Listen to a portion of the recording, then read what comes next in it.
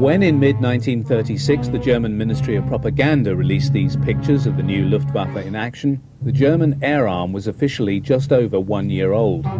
It was only in March 1935 that Adolf Hitler had felt sufficiently confident in the strength of the Nazi regime for him to openly declare the existence of an air force that had been denied to Germany under the terms of the Versailles Peace Treaty. In reality, however, all he was doing was to publicly affirm a process that had been ongoing since the Nazi takeover of power. For within days of his becoming Chancellor in January 1933, Adolf Hitler had sanctioned the secret building of a new German air force. Thus, by the time it was officially unveiled, the Luftwaffe could already boast a strength of nearly 2,000 aircraft and some 20,000 men. Significantly, one of the main types of aircraft shown to illustrate the growing power of Germany's bomber wings was already in the process of being phased out by the Luftwaffe, even as this film was being made. The Dornier Do-23, a development of its dangerous forebear, the Do-11, was also deemed to be a failure, with production of the type beginning and ending in the previous year. Although some 210 machines of this purpose-designed bomber were built, its performance was so poor that the Luftwaffe increased production of the bomber version of the Junkers 52 transport in preference. Furthermore, prototypes of new second-generation bombers were already being tested. Such matters were of little consequence, however, to the makers of this film, whose primary concern in showing the type in action was to communicate the image of an already powerful and effective Luftwaffe, both in Germany and beyond. In this they succeeded, for 1936 sees the beginning of genuine concern within British and French military intelligence about the growth and potential of the new Luftwaffe. The death in June 1936 of General Wever, the first Luftwaffe Chief of Staff, was to have a major impact on the bombing arm, believing, as he did, the need for the Luftwaffe to possess a long-range bomber able to reach Scotland and the Urals from Germany. Dornier's response was the Do-19, which first flew in October 1936. The four low-powered engines permitted a maximum speed of just under 200 miles an hour and a range of 994 miles, carrying a moderate bomb load.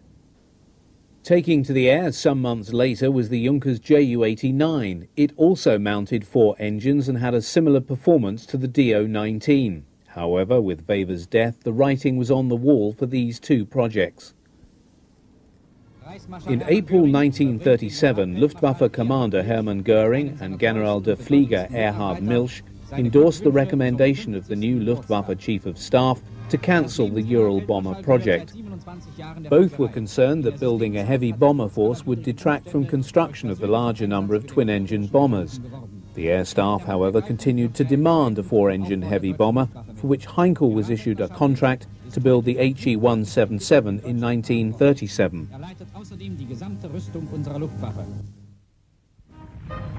Entering service with the Luftwaffe in the summer of 1936 and serving alongside the Do-23 and Ju-52 in the Kampfergruppen was the Junkers Ju-86. As with a number of other bomber types, this aircraft had been flown originally in the guise of a civilian airliner for service with the Deutsche Lufthansa.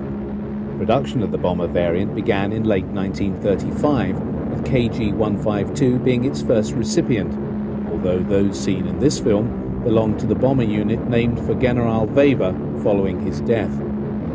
Although employing the characteristic Junkers double wing flaps, the Ju-86's most unusual claim to fame lay in the employment of UMO diesels for power plants. The bomber variant introduced the extensively glazed nose and the under-fuselage dustbin gun position, which was lowered only when in flight. Although developed for other specialized roles, the Ju-86 bomber was quickly phased out, ending its days as a training type and emergency transport aircraft in Russia.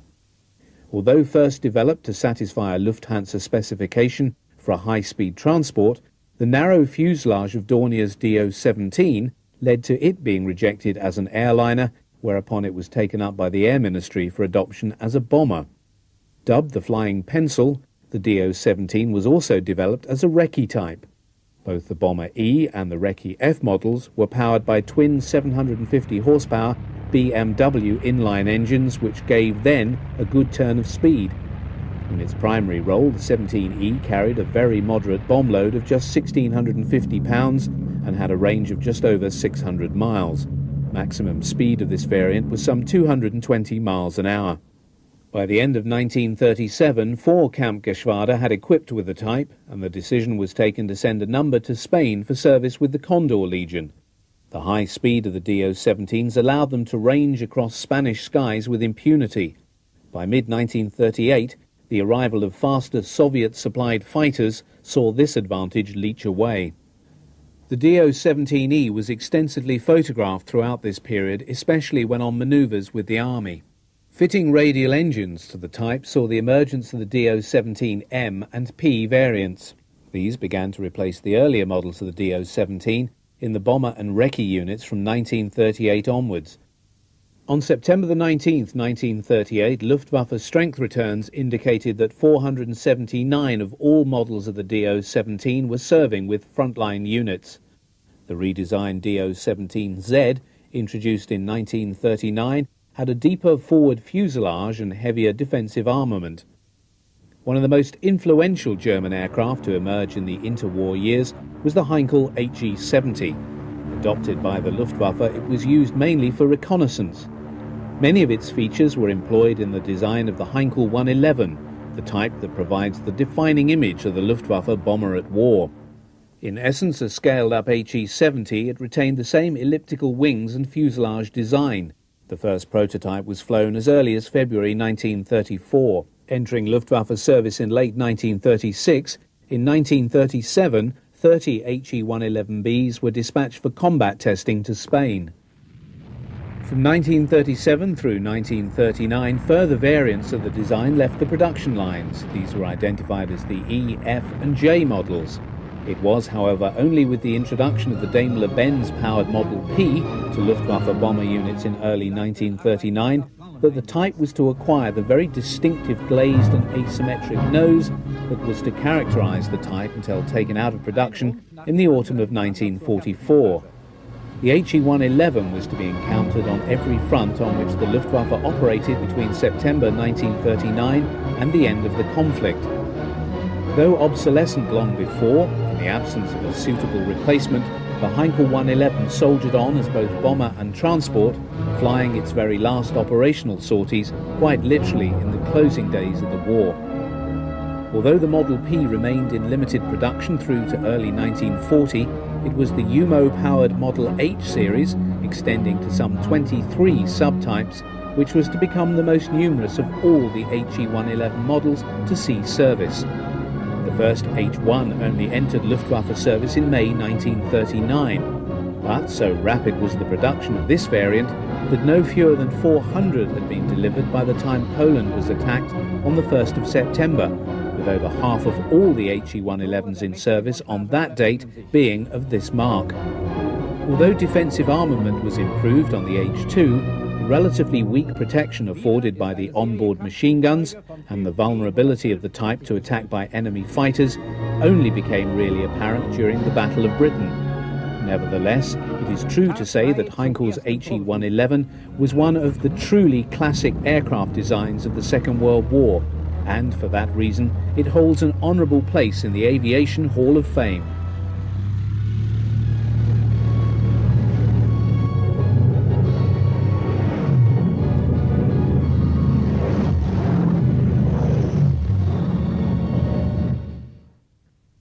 The last of the triumvirate of Luftwaffe medium bomber types to emerge before the onset of the war was the Junkers 88. First taking to the air in December 1936, the type nevertheless experienced a fairly long gestation period, with the first production model Ju-88A1s only reaching frontline Luftwaffe squadrons just before the onset of war. Although the Ju-88 had its fair share of teething problems, the Luftwaffe was keenly aware of the very great potential exhibited by the design. Indeed, the Ju-88 was to emerge as the most versatile of all the aircraft to serve with the Luftwaffe in the Second World War, operating in a myriad of different and diverse roles. Although belonging to a later generation than its stablemates, the Do-17Z and the HE-111, the Ju-88 nevertheless retained features in its design common to all three, and which can be identified as distinctively Germanic. The most obvious of these was the tendency to group the crew together in the nose and behind extensive glazing. It was here that the bomber's defensive armament was also concentrated. In the case of the Ju-88A1, this comprised just three 7.9mm MG-15 machine guns. One fired through the front canopy, one was operated from the rear of the canopy, and the other fired rearward from the under-fuselage nose gondola. Combat revealed this to be inadequate, and in the later A5 and A4 models, this was significantly increased.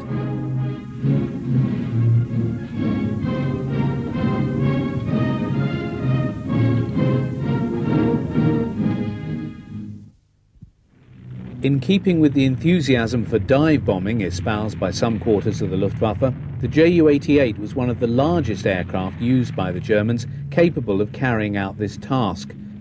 No aspect of its design, allied to a bomb load and range which mirrored that of the HE-111 and Do-17Z, better exemplifies the planned role of the Luftwaffe bomber force on the eve of war as being to service the tactical requirements of the German army. Early on the morning of August 26, 1939, the commanders of Luftwaffe units belonging to Air Fleets 1 and 4, under the commands of Generals Kesselring and Löhr, spread out on airfields in East Prussia and in Pomerania and Silesia, were flashed the secret call sign Ostmarkflug. This somewhat prosaic reference to an eastern border cross-country flight was the instruction for them to begin final preparation of their units for the launch of Fall Weiss, the code name for the German invasion of Poland, due to begin on the 1st of September. Over the next few days, Luftwaffe ground crew, nicknamed the Black Men after the colour of their overalls, worked round the clock to prepare their charges for the coming conflict. Bombs were loaded, guns checked and ammunition stored. On the eve of the attack on Poland, all remaining aircraft were deployed to their forward operating bases. Final confirmation of the attack came in the early hours, and by the break of day, pilots and their crew were entering their aircraft in readiness for the green light to begin the aerial assault on Poland. Of the 1,600 aircraft assembled by the Luftwaffe for the invasion of Poland, some 400 comprised Heinkel 111s, KGs 1, 26 and 27, and Lehrgeschwader 1 operated with Air Fleet 1 with only KG-4 equipped with Heinkels serving with the 4th Air Fleet. Of the 4 Do-17Z equipped bomber wings, KGs 2 and 3 operated under the auspices of Air Fleet 1 and KGs 76 and 77 with Air Fleet 4. In total, 319 serviceable Do-17Zs were employed in the aerial assault. Primary targets of the medium and dive bombers on the opening days of the assault were the Polish airfields. Although the term blitzkrieg would be coined by the Anglo-French allies to describe the form of warfare now unleashed by the Wehrmacht on the hapless Poles, it was nevertheless appreciated by the Germans that the destruction of the enemy air force in the opening days of the conflict was the key to securing a rapid victory. So it was the opening assaults by the bomber wings of the Luftwaffe were targeted on Polish airfields. The first Do-17 sortie of the war took place when at 05:30 hours the Staffel from KG-3 took off from an airbase in East Prussia to attack the approaches to the railway bridge at Dachau. All other Do-17 Staffeln were winging their way eastward to destroy the Polish air force.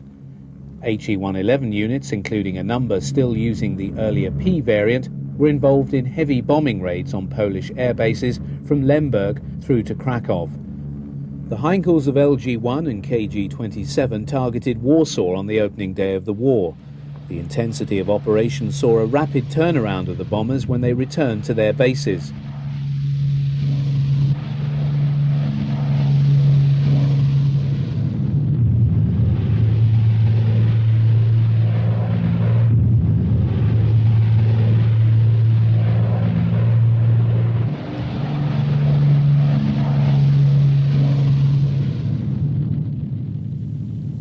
With command of the air established within a few days, the bomber Geschwader were used to support the operations of the army, bombing bridges, railway yards and troop concentrations. They were also employed in the heavy bombing of Warsaw. While they had performed well, the bombers had nevertheless suffered losses. Approximately 78 medium bombers were lost in the campaign, a larger number of HE-111s becoming casualties than the DO-17s. On the 10th of May 1940, German forces invaded France and the Low Countries. The German strategy was to entice Allied forces to advance from their positions along the Belgian border into the country itself and take up positions to block what they believed to be the main German thrust coming through Holland and northern Belgium. A second German thrust, comprising the bulk of the armour, was to cross the river Meuse and make for the Channel coast and cut off the Allied forces in Belgium from France. A key element in the German plan was to be played by the Luftwaffe. Almost all of the DO-17 and HE-111 bomber wings were involved, amounting to some 1,120 aircraft. Pilots had been awakened in the very early hours to be briefed for the first time on their targets. The day had broken with a massive strike by all bombers against airfields in Holland, Belgium and France. Many Allied aircraft were caught on the ground. RAF Blenheim bombers of 114 Squadron based at Condvaux to the south of Reims were caught in this fashion. DO-17s roared across the airfield, dropping their bombs and destroying 6 of the squadron's 18 bombers. As on many other airfields, they had made easy targets, being lined up wingtip to wingtip.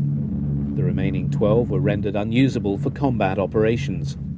Throughout the day, the raids against airfields continued, some 50 beyond Paris being struck by Heinkels and Dorniers.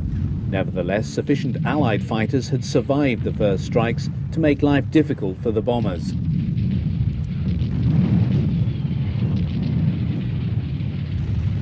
The scenes of destroyed and abandoned equipment littering the beaches of Dunkirk and shown to German audiences on the weekly newsreel did not tell the whole story. In the skies over Dunkirk, RAF Hurricanes and Spitfires had inflicted worrying losses on the Kampfergruppen. The medium bombers had revealed themselves to be vulnerable and lacking in defensive firepower. In consequence of the losses inflicted by RAF Fighter Command, participating bomber formations had shared the same fate as the Stukas and seen their numbers shrink by 50%. In the euphoria of the victory over France, the experience of the bombers over Dunkirk and the lessons to be drawn were forgotten, only to be forcibly relearned even more painfully in the skies over Great Britain.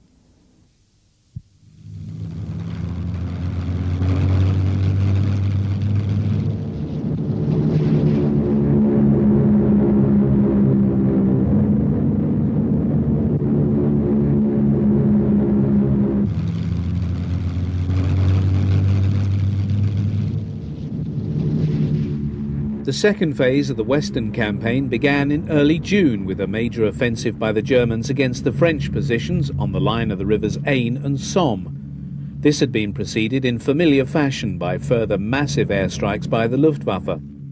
Under the codename of Operation Paula, the Luftwaffe struck at all the still employable airfields of the French Air Force on June the 3rd, and the results were devastating. Surviving French air power was effectively wiped out. The German Air Force now flew through the skies of France with impunity and were once more able to turn their full attention to supporting the ground operations. Devastating attacks were made on the French defensive positions and, in conjunction with the panzers, the Aisne and Somme lines had been breached by the 10th of June.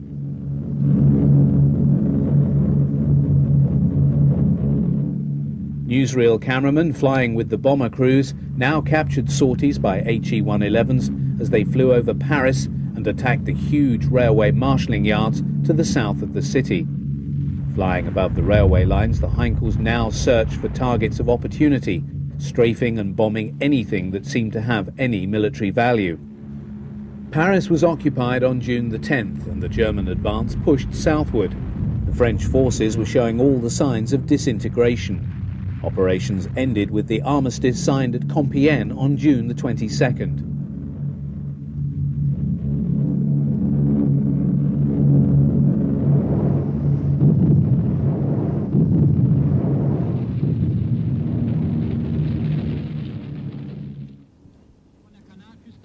Die Although German air operations had begun sometime before the 10th of August 1940, Goering was, however, on hand to witness the start of Adlertag, or Eagle Day, which was the designated date for the formal beginning of the aerial campaign against Great Britain.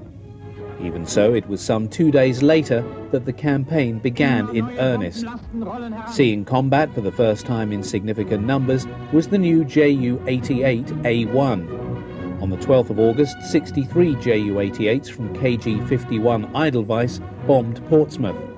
On the 15th, 50 belonging to KG-30 flew from their base in Denmark and attacked the RAF airbase at Driffield.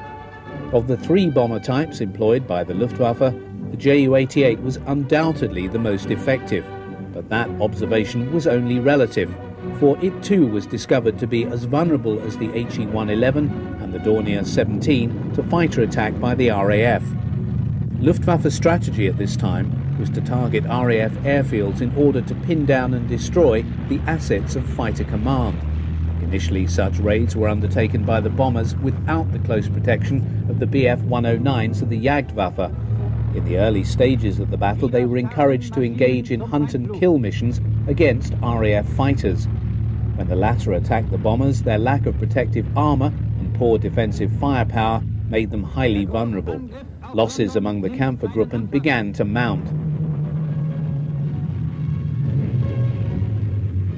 On September the 7th, Goering was once more standing on the cliffs at Camp Blanc-Ney, but this time to watch his bombers sweep overhead to begin the campaign against London. Switching the bombers from attacking the airfields to hitting London may have been good for propaganda, but was a strategic error of the first order. The RAF were thus given the breathing space to recoup its losses and prepare for the next round.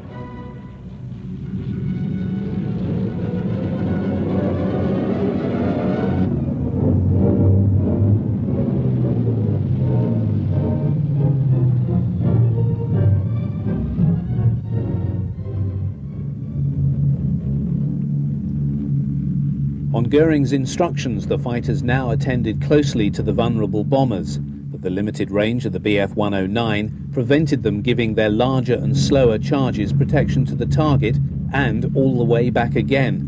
Vectored onto the incoming German raids by radar, the British fighters often waited for the 109s to turn back before hitting the bombers. The 15th of September witnessed the climax of the air battle. The first large-scale Luftwaffe raid was made in the morning, but was met by a very large number of Spitfires and Hurricanes as it neared London just before midday.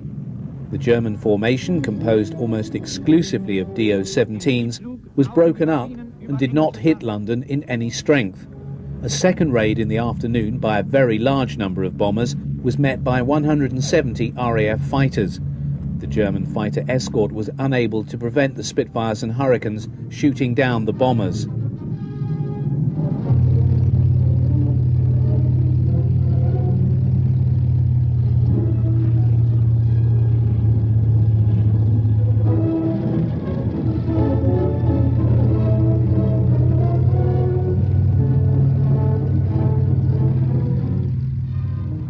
Although Luftwaffe raids continued, they never thereafter matched the pitch of the 15th of September.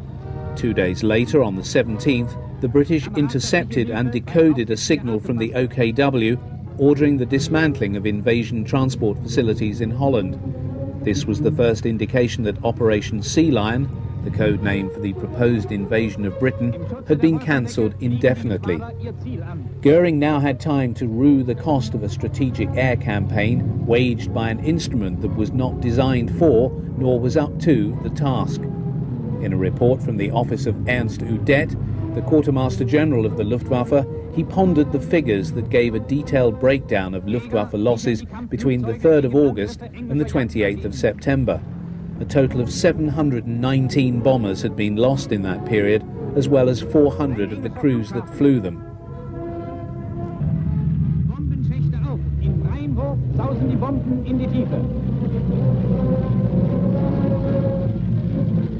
For the populace of London, who now endured months of night bombing by the Luftwaffe, the Battle of Britain was still in one sense being fought. By the end of October, less than 100 bombers were being employed in daylight raids. nearly all the bomber assets had already been shifted to night raids, with 1,150 aircraft available for employment. The consequences of the battle were to be profound. The losses to the Luftwaffe bomber arm were never made good. As important as the losses in aircraft were those of aircrew, many of whom were veteran flyers and whose expertise would soon be sorely missed. Furthermore, it was his failure to defeat Britain that turned Hitler's gaze eastwards towards Russia. Pausenlos werden die Vergeltungsangriffe fortgeführt. Geschwader auf Geschwader. Ihre Kette reißt nicht mehr ab. So geht es Tag und Nacht und Stunde um Stunde. Die deutsche Luftwaffe hält erbarmungslos Abrechnung.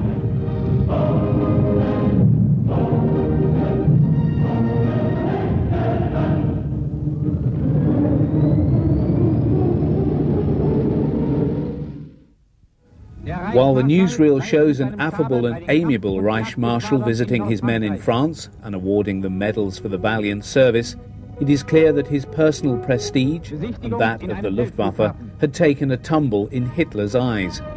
There is also little doubt that the defeat had an effect on Goering as well. He was never keen on the war and expressed views in September 1939 that suggest that he remained in himself unconvinced that Germany could win. In his subsequent withdrawal of interest from the Luftwaffe and his ever deeper self-indulgences, there was perhaps exhibited the character of one who already believed he saw the writing on the wall for Germany.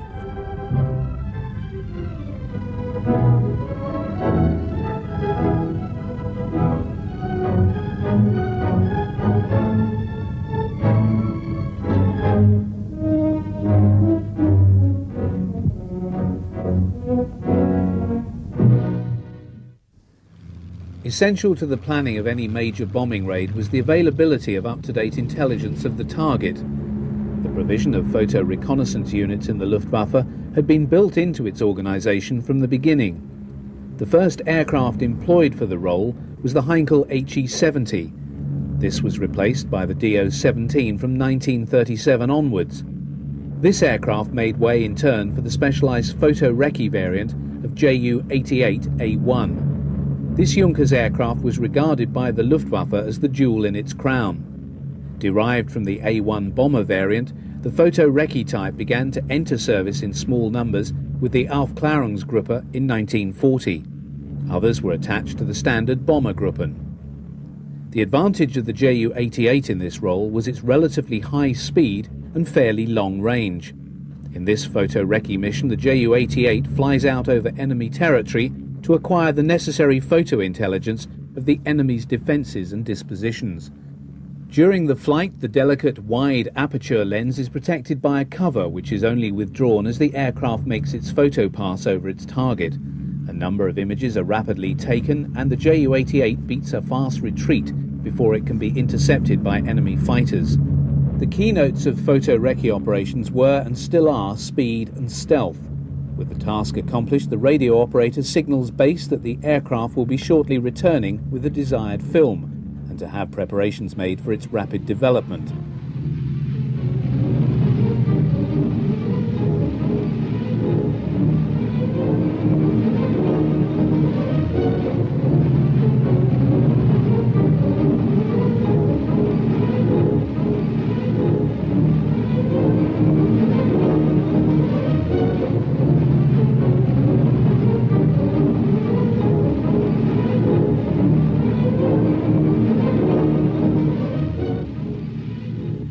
Once the plane has landed, the observer takes the film cartridge out of its housing and, having left the aircraft, boards a motorcycle combination. This delivers him and the film under escort to the Photographic Interpretation Centre on the airbase.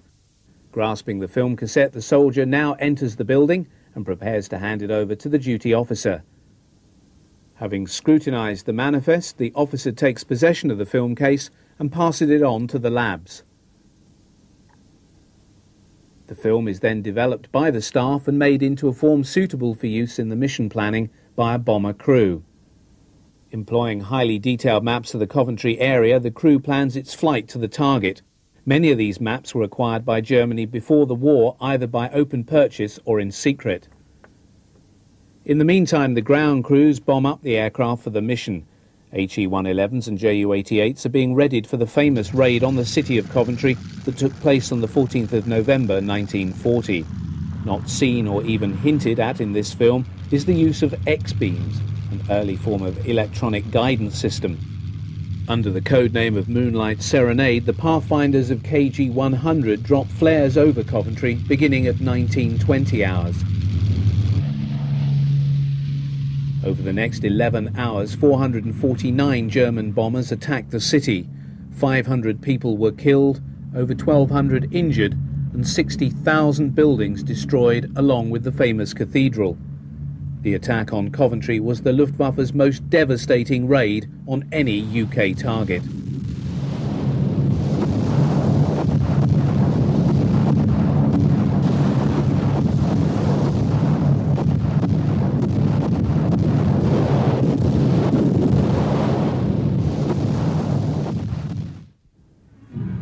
For Admiral Dönitz, officer commanding U-boats, the German occupation of the French Atlantic coast was an event of the greatest significance for the submarine war against Great Britain. Indeed, the first train carrying torpedoes and personnel to support their operations arrived at the Biscay port of Lorient on the day after the signing of the armistice with France, with the first U-boat docking on July the 7th.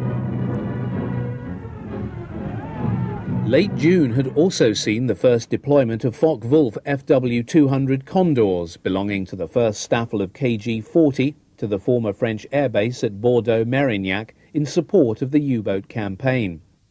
Although not originally intended for Luftwaffe service in the anti-shipping and reconnaissance roles, the FW-200 had been quickly adopted for these purposes with the earlier-than-expected outbreak of war in 1939. The Condors flew from Bordeaux out to the west of Ireland and then northwards to land at Trondheim or Stavanger in Norway. Although initially credited by the British with being able to carry a formidable offensive load, in reality the Condor toted a maximum of the 5 550-pound bombs seen being loaded by the ground crew. Defensive armament of the C-1 variant comprised of 3 MG-15 machine guns and 1 20mm cannon. With the aircraft fully bombed up and fueled, and the crew briefed with the latest intelligence from Marine Group West at Lorient, the mission began. However, in the first few months they were employed as part of the Luftwaffe's general campaign against the British Isles, being used to drop bombs on land targets. It was only in August that they were fully switched to the anti-shipping role in support of the U-boat campaign against the convoys carrying vital goods and material from the United States and Canada to fuel Britain's war effort. For the crew, the long flight was helped by the relatively spacious interior of the Condor, a legacy of its origins as a pre-war airliner built for Lufthansa to operate on the long-range overseas flights to the USA and elsewhere. With a range of some 2,100 miles, when employing its economical cruising speed of 158 miles per hour, the Condor was able to range far out to the west of Ireland in search of prey. In the absence of air cover for the convoys, poor anti-aircraft defences on the merchant ships, and a paucity of naval escorts, the Condors were able to attack the convoys with impunity. In the 8 months between August 1940 and February 1941, the Condors of KG-40 accounted for 85 vessels, amounting to 363,000 tons of shipping sunk. One of the more spectacular victories was achieved by Oberleutnant Bernhard Joop when, on the 26th of October 1940, his Condor damaged the Canadian Pacific liner, the Empress of Britain, of the northwest coast of Ireland, its burning hulk later being sunk by U-32. The vulnerability of the convoys in this early period of the war is clearly seen in this film of an attack by a number of Condors. In the absence of anti-aircraft fire, the large aircraft are able to approach their targets from low level. Machine gun fire from the side positions is employed to spray the decks of the merchantman, while the gunner in the nose of the gondola, slung under the fuselage of the Condor, turns his destructive 20mm MG-151 cannon on the approaching target. Bombs were released at low level to cut down on error, but as can be seen, even this did not guarantee success, for when flying at just over mast height, many bombs failed to land on the moving targets. Such a regime with the Condors flying in this manner lasted through to the summer of 1941, when British countermeasures began to make life more difficult for the predatory Luftwaffe bombers. In addition to mounting anti-aircraft guns, which made the low-level bombing run more hazardous, Condors now also found themselves facing enemy fighter aircraft. It is a measure of the desperate British need to get air cover over the convoys to ward off the Condors that they were even prepared to sacrifice a Hurricane fighter on a one-shot operation. Launched from a catapult at the approach of a Condor, the Hurricane would attack the enemy aircraft, but being unable to land afterwards, the pilot would ditch his aircraft and be rescued as it sank. The first Condor shot down in this fashion was destroyed on the 3rd of August 1941. The appearance of fighters operating from escort carriers also led to relatively high losses to the German type. In spite of Churchill's designation of the Condor as a scourge, its undoubted effectiveness was always hampered by its limited availability. For example, in 1940, just 26 FW-200Cs were built, with another 58 completed the following year. The problem of small numbers was compounded by problems inherent to the design of the aircraft. The rapidity with which it had been drafted into service precluded the modifications necessary to strengthen its rear spar, which resulted in many suffering a broken back. The fuel lines that ran along the bottom of the fuselage made it extremely vulnerable to enemy fire. Failure to strengthen the airframe stopped the Condor being able to take evasive action when attacked for fear of airframe failure. The Condors also had the task of transmitting coordinates of the convoys they had attacked or spotted back to U-boat command at Lorient. The aircraft did not broadcast directly to the submarines. From here, the relevant information would then be encrypted employing Enigma coding machines and then rebroadcast to the U-boats out in the Atlantic. Having received and decoded the signal, the U-boats would proceed to the coordinates of the convoy, making allowances for tide and movement.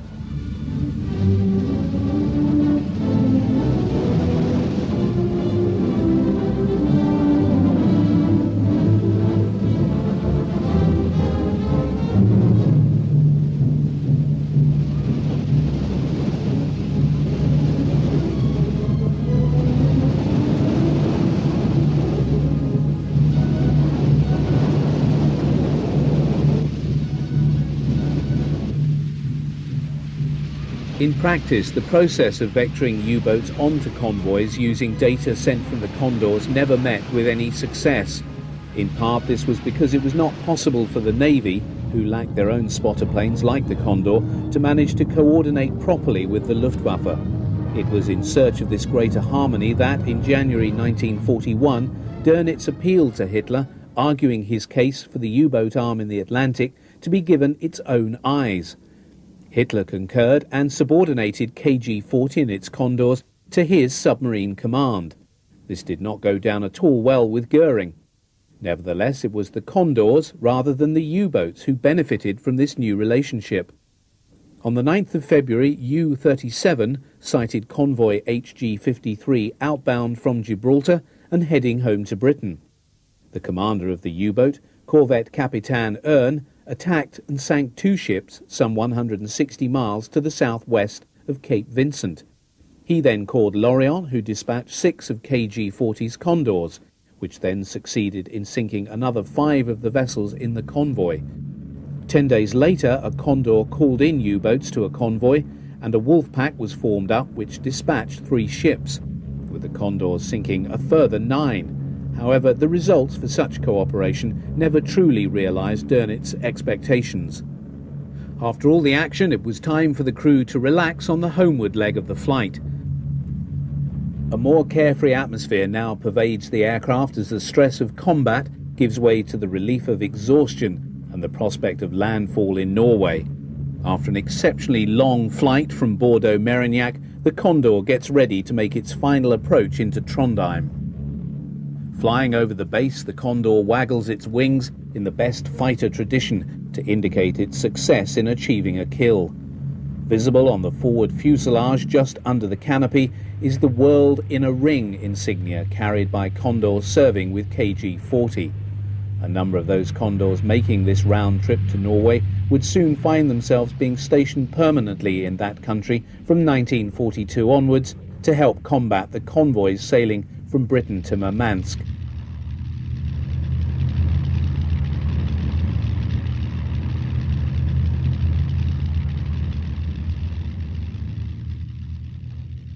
The crew disembarked to be greeted by ground crew. Once the victory tally is known, one of the ground crew takes his paint and brush to mark the latest victory of this Condor on its tailplane. It is a measure of the optimism of most of the senior German commanders that the war would remain short that when the invasion of Russia was launched on June the 22nd, 1941, they appeared unconcerned that the bomber arm had 200 fewer aircraft on strength than on the eve of the Western campaign 1 year before. Not only had German bomber production failed to keep pace with losses during this period, but no attempt had been made to expand output to actually increase the number of bombers available for operations. Nor did the opening weeks of the Eastern campaign do anything other than reinforce this conviction. Such was the pace and success of the German advance that even Franz Halder, the Army Chief of Staff, was to write in early July that all seemed to be over in the East already, and that Hitler had been right after all in stating that only 6 weeks would be needed to defeat Russia. For the Luftwaffe, this period was one of unbridled success. The 90 bombers Staffel committed to the attack were distributed between Air Fleets 1, 2 and 4. They were employed in the same fashion as in Poland and the West.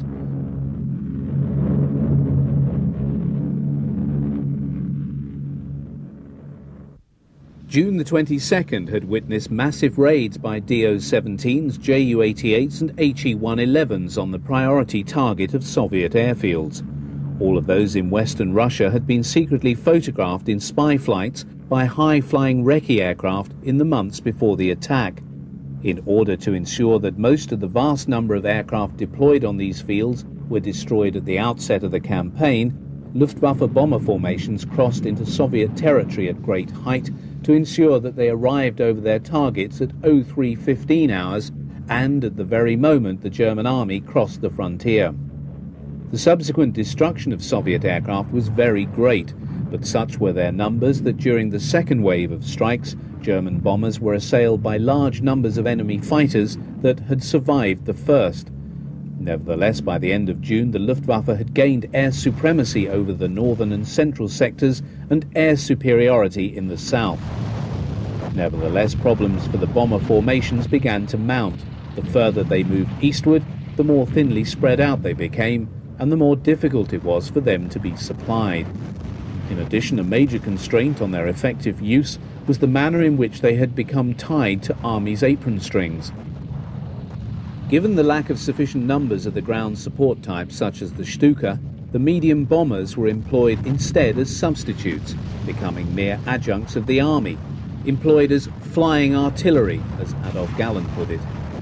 However, for the newsreel cameraman of the propaganda department attached to the advancing ground forces, the scenes of massive destruction of Soviet forces and equipment, such as that seen here, and which was attributed to the bombers of the Luftwaffe, made good copy for sending back to Germany. Indeed, these scenes were repeated on many occasions, as the bombers were tasked to destroy railway stations and trains in sidings, troop concentrations, artillery positions, and assault the huge columns of the retreating Red Army. When shown on the weekly Wochenschau in the cinemas in the fatherland, such powerful images did much to foster a sense of optimism among the populace that the war in the East would indeed be soon over. Yet the triumphalist mood communicated by the propaganda department was not mirrored by the Luftwaffe bomber commanders. Serious concern was being expressed at the way the scale and pace of operations was resulting in high bomber losses. The 4 Heinkel 111 Gruppen in action in Russia by the end of July could deploy only 128 serviceable bombers on August the 16th. total numbers of this type operating in all theatres was just 190 machines. Such was the level of operational attrition. As significant were the high numbers of valuable aircrew lost by having the medium bombers employed on operations for which they had not been designed. Losses among the approximately 400 Ju-88s available on June the 22nd had also been high. In short, the bomber units were being worn down by accumulation of factors: losses through combat attrition, a rise in the unserviceability of machines brought about by the pace of operations, and constant shifting of bomber units from one sector to another. Ad hoc airfields on unsuitable terrain led to damage to the undercarriages of many bombers, factors compounded by the great stress being placed upon the overstretched transport arm. In early August, the head of the Luftwaffe, Reich Marshal Hermann Göring, was captured on the newsreel visiting a headquarters on the Eastern Front. There to greet him was Field Marshal von Brauchitsch, the Commander-in-Chief of the Army. Although appearing to be outwardly smiling and optimistic, Göring was not a happy man. He was one of the very few senior military and party figures who had openly expressed his profound doubts about the wisdom of invading Russia to Hitler. Throughout early 1941, and right up until the very last minute, he had dogged the Führer and tried to get him to change his mind. Once the plan for the invasion of Russia was revealed, he also expressed his view that it was unlikely that the USSR could be defeated in the 6-week period Hitler had allowed for the campaign. In one of his final attempts to change Hitler's mind, he stated that the ground forces can't fight any more without Luftwaffe support. They're always screaming for the Luftwaffe. There's nothing I'd like better than to see you proven right, but frankly, I doubt that you will be. Göring clearly had a better grasp of matters than did his leader. On the closing day of September, the Germans launched what they expected to be the last phase of the campaign that would see the Soviet Union defeated before the onset of the winter. Codenamed Typhoon, its first objective was the destruction of the bulk of the Soviet armies screening the approaches to Moscow. Thereafter, with the defences in front of the Soviet capital shattered, it was expected to fall swiftly to German armoured columns. So committed to supporting the army had the bomber units been in the opening phase of Barbarossa that it had not the time or the resources to address other strategic targets beyond the main battlefield. So it was not until a month after the invasion of Russia that Moscow experienced its first raid by the Luftwaffe. Drawing on bombers from a number of different Kampfgeschwader, approximately 200 He-111s and Ju-88s took off from the airfields in the Smolensk area and headed towards the Soviet capital on the night of the 21st-22nd of July. The defences of Moscow were well prepared and equipped for the incoming Luftwaffe raid. The capital was surrounded by anti-aircraft guns and a number of Soviet fighter squadrons based on airfields around the city. Alexander Wirth, a British war correspondent serving in Moscow at the time, described how impressive was the anti-aircraft barrage, with shrapnel clattering down onto the streets like a hailstorm and dozens of searchlights lighting the sky. He stated that he had never heard or seen anything like it, even in London. The Luftwaffe had not expected to encounter such heavy defences. According to Wirth, the Soviets claimed that just 10 or 15 planes out of the attacking 200 had broken through.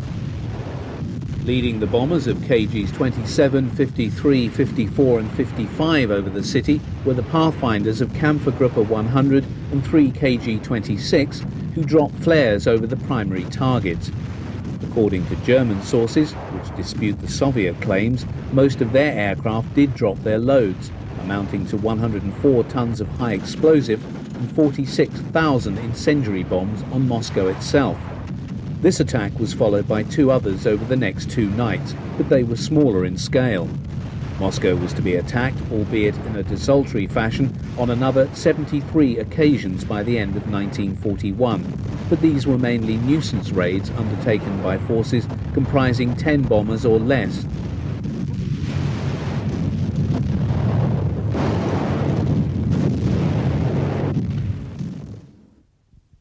The forward momentum of Operation Typhoon, broken by 3 weeks of rain and mud in October, finally resumed with the onset of the frost and snow in November. The German army struggled forward in the face of growing cold and exhaustion, and supported by a declining Luftwaffe. In October, the numbers of bombers available for combat had fallen to 40%. Figures for fighters and dive bombers were only marginally better. As the infantry wrapped themselves up in whatever was to hand to protect themselves from the penetrating cold, and the panzers clanked their way across the frozen earth, every mile nearer the Soviet capital brought with it the undeniable evidence of the growing strength of a revived Soviet air force. Nor was the ability of the Luftwaffe to assist the offensive aided by Hitler's decision to withdraw bomber groups from Russia and dispatch them to Sicily. Within days of the final collapse of Typhoon, the Soviets went over to the counter-offensive before Moscow, inflicting on the Wehrmacht its first great defeat of the war. Between early December and the end of the winter, the German forces in the line before Moscow came perilously close to destruction.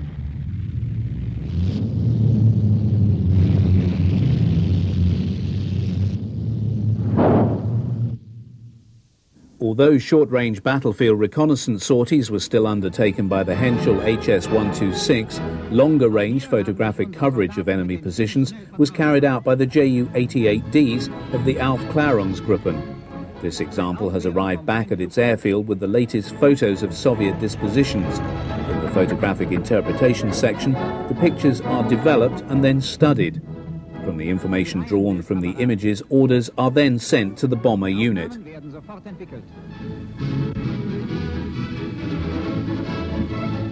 Der Film auf der Trockentrommel.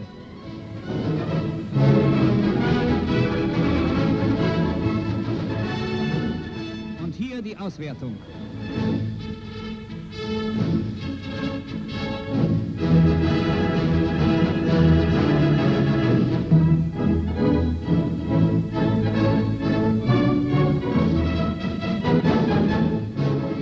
Im Raume des Onegasees sind feindliche Bereitstellungen erkannt.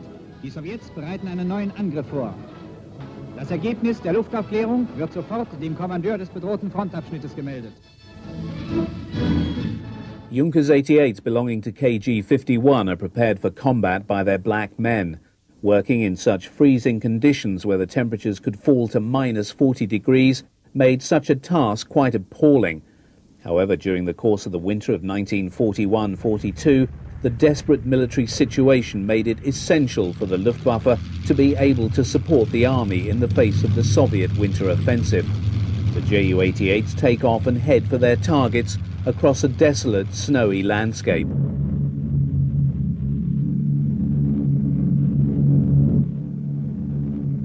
In Russia, the once proud bombing arm of the mighty Luftwaffe would, in the months and years to come, be slowly bled white.